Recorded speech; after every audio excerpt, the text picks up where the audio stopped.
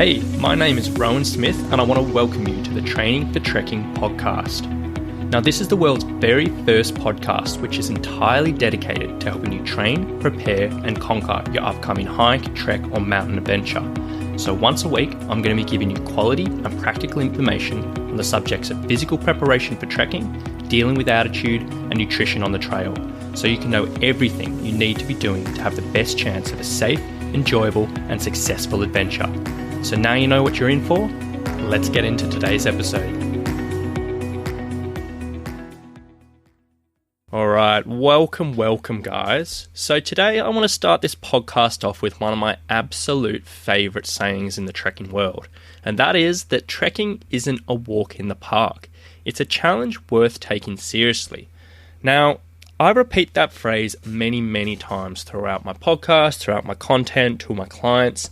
And the reason I say that is because so many people seem to underestimate what a trek involves, and they underestimate what they need to be doing to prepare for these things.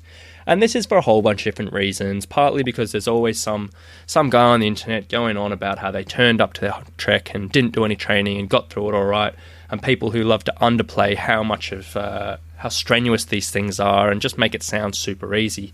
And then this does get a whole bunch of people into trouble, which I've talked about previously in the very first episode, which was the trekker's great mistake. But in my opinion, there are a whole bunch of different boxes you need to be checking in your preparation, not only to get yourself through there, but also ensure that you both stay safe and that also you get yourself in a position where you can actually enjoy the experience. And looking from the outside in, it might seem like it's such a simple thing, but coming from a coach's perspective, someone who's dealt with dozens and dozens of clients who've trekked all around the world and heard what they've struggled with, heard what other people in their treks have struggled with, and then sort of created training to help deal with that, I can very safely say there are some very crucial things you need to put in, which a lot of people tend to skip. So today I'm just going to be running through a list of 10 different things that are a part of every single one of my preparations programs, and I really think you should consider doing too. So to get into it, the very first one is strength training. Now, if you've been listening to this for a while or you've been following me for a while, you'll know I'm an absolute massive advocate of strength training for trekkers. And I honestly believe it's the single most underutilized training method in the entire trekking world. And, 9 times out of 10, when you do see a bit of strength training included for a hiker or a trekker, it's really just thrown together stuff that doesn't really do that much. So people recommend just doing lots of squats and lunges and step-ups. And, that's only really the tip of the iceberg when it comes down to strength training. And it's really underselling the value of how good it can be if you do it right. So really quickly, the benefits of doing strength training for trekkers is, number one, it's the absolute most important thing you can do to help reduce the risk of injury. So that goes from all the way from overuse injuries, things like plantar fasciitis, hiker's knee, lower back pain, to more acute things like when you tear an ACLs or breaking your ankles and things like that. And it seriously is the single most important thing you can be doing. It also increases your movement efficiency. So the stronger you get, the less energy your body uses as you move step by step. And particularly this goes for when you're going up hills or stairs. It also increases your walking speed, so some people do struggle with that. And it very much improves your confidence in not only on the trail, but in just about every aspect of your life. So I'm 100% a massive fan of it. And before you get too scared about this, it doesn't have to be thrown around heavy weights in the gym, though that is one way of going about it, and a lot of people do enjoy that. But a lot of trekkers don't like the gym, and it can be as simple as doing, body weight exercises in your living room. So things like step downs or glute bridges, or bringing a few dumbbells, down the local park, or some bands down the local park, or you can even go in, as I said, go into the gym and push some weights. Basically, as long as it's structured, you have a plan, and it is a bit of a challenge, then you are going to be winning. And you can go into a huge amount of detail here, but we're just going to glaze over that and just say, number one, you 100% want to be doing some type of strength training in your preparation. Number two is your trek training or your hiking. Now, obviously, any type of trekking preparation, 100% you need to be out on the trail hiking, as nothing really can replicate, the uneven, the undulating, and unpredictable nature of the trail, except for actually getting out there and hiking. And, 100%, there's no argument about that. Even if you do prefer to spend the majority of your time training in the gym, even if you're super strapped for time or you're working in the city or you just can't reach any trails, and you're doing 95% of your training in the gym environment or home environment, you do still need to ensure you're getting some time on the trail as well. And for the lifelong hikers, that might seem a bit of common sense, but for the first-time trekkers who don't have that massive background in hiking, sometimes this does get skipped over, so I did want to make a point of it. And it's also really, really important that you use this to practice the specific challenges that you may have up on your trek. So, things like doing long sets of stairs, doing rock scrambling, traverses, river crossing, sand walking, even night hiking or walking in the mud. All of these things you can't really replicate anywhere else, so you do need to get out and practice it. So 100% when you're preparing, get out your diary. Even if you're super busy, find some dates where you can go out and hit the trail and 100% make that happen. Next one is interval training. So here I'm not talking about the common HIIT classes that you might jump into in your normal local gym. Interval training is a very, very broad term, which basically means working at a bit of a higher intensity than your usual training and then having a rest in between. And this is really, really good for trekkers because you can add a little bit of extra intensity to your training, some extra stimulus to your body, and also fit in quite a decent workout in a little bit of a shorter time frame. And this should definitely not be the backbone of your training. It shouldn't be 90% of what you're doing, but some particular variations of this can be really, really beneficial for trekkers. Particularly when you're getting specific around the demands of trekking, can be really beneficial. So this is when you're doing things like stair sessions or hill repeats. So I'm not a massive fan, as you've probably heard, of generic HIIT stuff. So when you're jumping around a gym floor or doing sprint training and this and that. But if you do take the principles of interval training and apply them to the very specific demands of trekking, it can be very, very beneficial. So next one I want to talk about is gear testing. Now this might seem like common sense, but you would be surprised how many people seem to forget about this, or they might know it and they just put it out of their minds. But 100% anything you're planning on using while you're on your trek, and this means absolutely anything, you 100% need to be testing it out in your training. So the common one is your boots. Boots take a while to wear in, you deal with blisters, you want to make sure you get the right fit, you want to get used to walking in the heavier boots. So 100% you want to be wearing in your training, you want to be wearing them around home and all of that. If you're going to be using things like trekking poles, which 100% I recommend for every single trekker out there, it does take a little while to get used to them. So if you are trying to learn them while you're actually on the mountain or on the trail, it's probably not the best thing. So 100% use them in your training. If you're planning on bringing any type of food or drink or anything that you're going to be using on your trek, so this is like supplement-wise, 100% practice them in your training while you're actually exercising, because these things can really mess up your stomach if you don't know it. Even the same goes for the local foods. Like if you're going to Nepal and you haven't really experienced that food before, try it out a few times back at home and just see how your stomach handles it. Won't be 100% the same, but at least you can get a good idea of what's going on. Or if you've got like some fancy new idea of how to prevent blisters, try it out in your training hikes. Don't think this magic solution is going to work for your first time if you haven't practiced it. By the time you actually leave, you should be really, really comfortable with every single bit of kit that you're going to be using, how it fits in your bag, how it acts on both on the trail and how it acts on your body, and you should be whirling in 100% confident. So I cannot stress that enough. Now, next one, moving on to number 5, we have got mobility work. So 9 times out of 10, people are going to have particular restrictions in their body. So this usually comes from just the demands of modern day life. So, we're sitting down all the time, we're, wearing uncomfortable shoes or high heels for the ladies. We might have a history of dancing or jogging or something, and the body just gets really, really tight. And unless you do have a history of hypermobility, which I'm sure you're aware of if you do, more than likely you do need a bit more mobility in particular joints in your body, and more than likely you know what those joints are.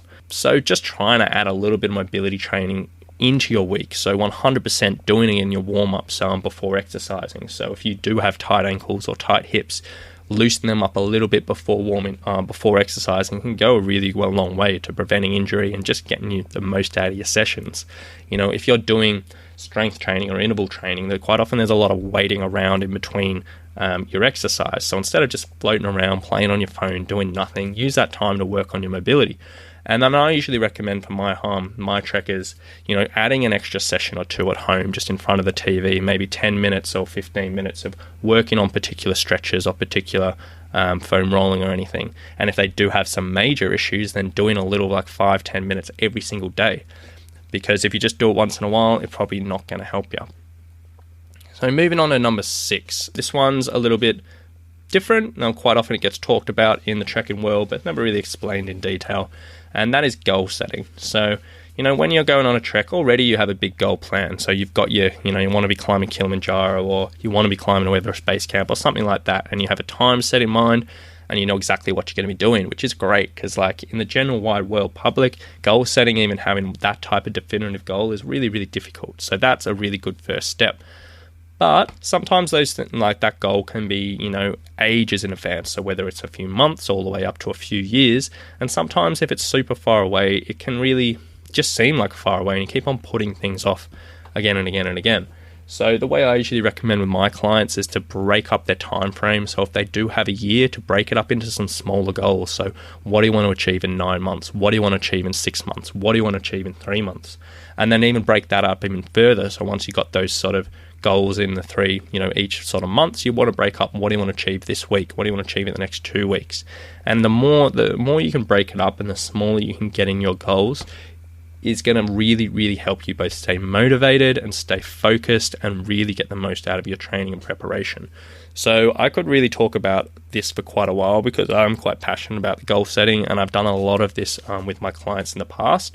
But instead of getting into too much detail, I'm just going to point you to a link. I did an article and a video on this a little while ago, which runs through my exact process that I use for goal setting. So I'm just going to leave that in the show notes below, just so if you were interested in seeing a very specific process of working that out, you can sort yourself out there. So I'll leave that in the show notes below, and you can check that out in your own time.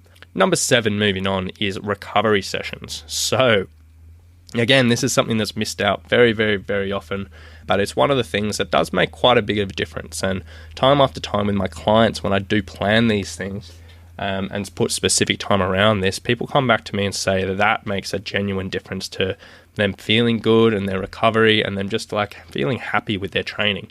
So basically, when you're training, the body doesn't get stronger, doesn't get fitter, doesn't get faster, doesn't get whatever from your actual training sessions itself. It gets stronger, fitter, faster when you actually recover from your training session and when it adapts from that stress. And all too often in the endurance world and the trekking world, we just like to train and train and train. We don't give the body time enough to recover, and we don't really help it.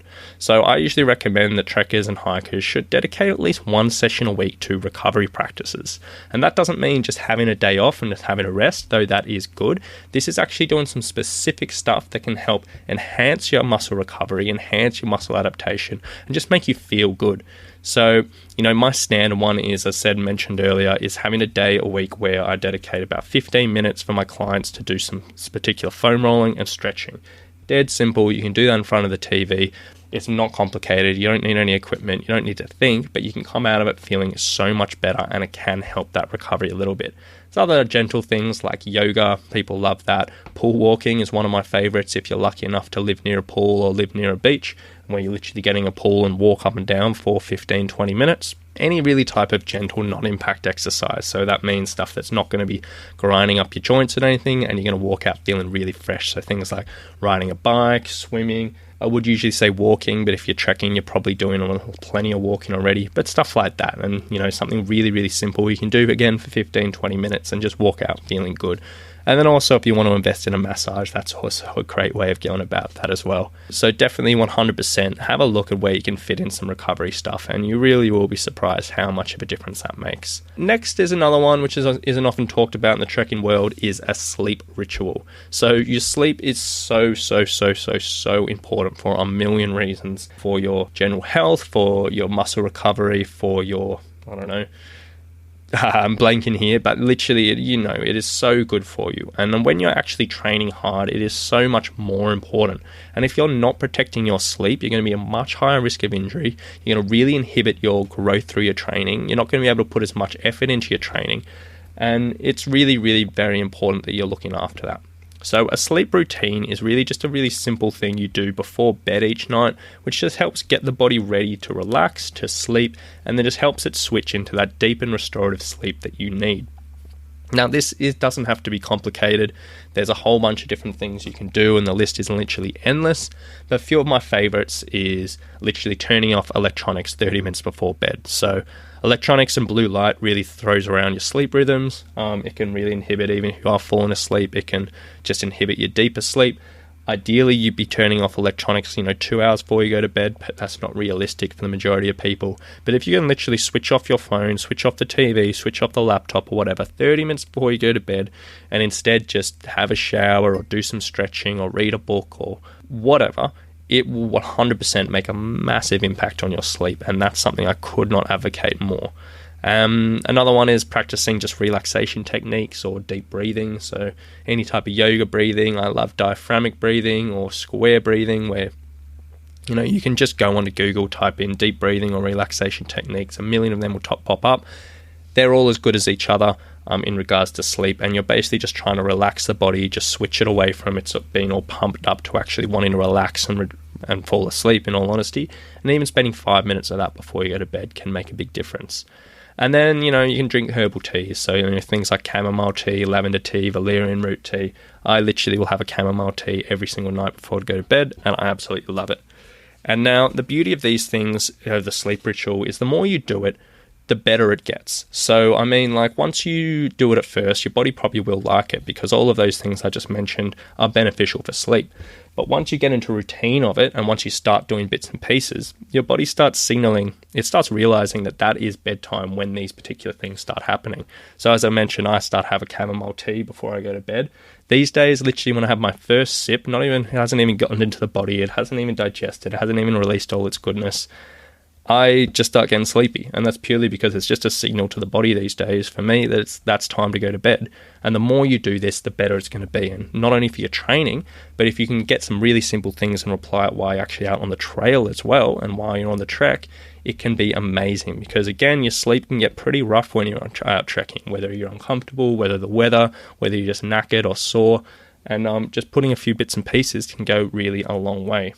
What do we got next? So next is number 9 is immune support plans. So quite often the common cold or the common flu can be a massive culprit into ruining both your training and also getting in the way of your enjoyment on the trek. And if you do get sick, you'll feel rubbish. It'll, get in the way of everything. But if it happens just before you go, it can really significantly affect your time on your adventure. So in my opinion, all trekkers really should consider an immune support plan.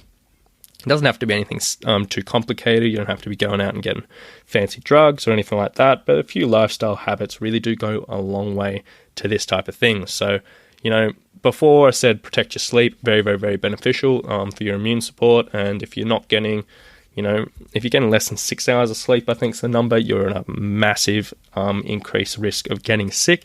So 100% making sure you're getting enough sleep. Practicing stress relief techniques. So, stress can really, really get you down and really suppress your immune system, particularly in the final couple of weeks before you go on your trek.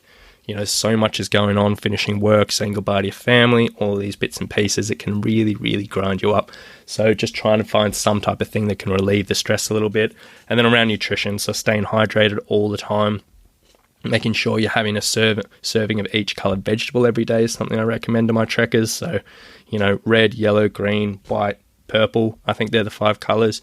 And if you can get the funny thing in the natural world is every different vegetable has its own sort of set of micronutrients and vitamins and minerals and all that jazz. And the way to get a whole spread of those and make sure you're covering all your bases is if you actually eat a serving of each of those different coloured veggies, you more or less cover all your bases. Like nature makes it super, super easy for us there. And then finally, tip number 10 is a trip to the travel doctor. So anyone planning an international trek should 100% go see a travel doctor. Now, as with anything, specialists are key. So if you're coming to see a personal trainer, I would recommend seeing a trekking specialist. If you're going to go see need a reconstruction on your knee, instead of just seeing a general physio, you probably want to go see a knee specialist. And it's the same thing with your doctors. While your general practitioner is going to be good, a travel doctor is going to be great, and they're 100% going to be knowing exactly what type of medications, vaccinations, and any other considerations you need. Now, like a story I always use with this is when I was 18, I was going to Brazil. I was first fresh out of high school, going on a backpacking trip, and I went to the GP to get some vaccinations. And I went there, they gave me one, but they said another vaccination wasn't in stock, so I'd have to come back. And so I went back, they gave me this other one, then they were like, oh, actually, there's this other vaccination you need, which we don't have in stock, so you're going to have to come back. So I ended up having to go 3 times to get vaccinations, which me and 18 years old didn't have quite much money, and that was a real bummer.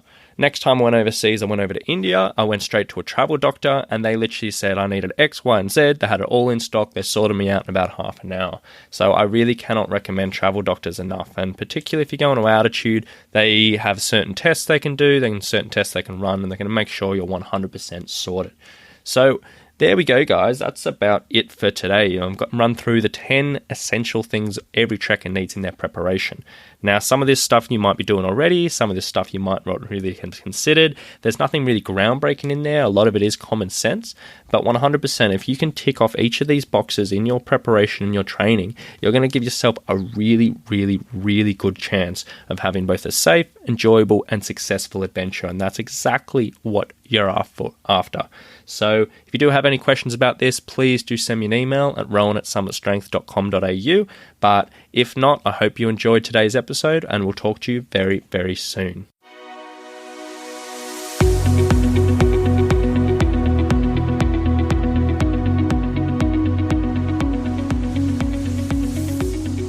You've been listening to the Training for Trekking podcast. So if you've enjoyed this episode, please remember to subscribe, rate, and review us in iTunes. So thanks for getting involved, and we'll see you on the next one.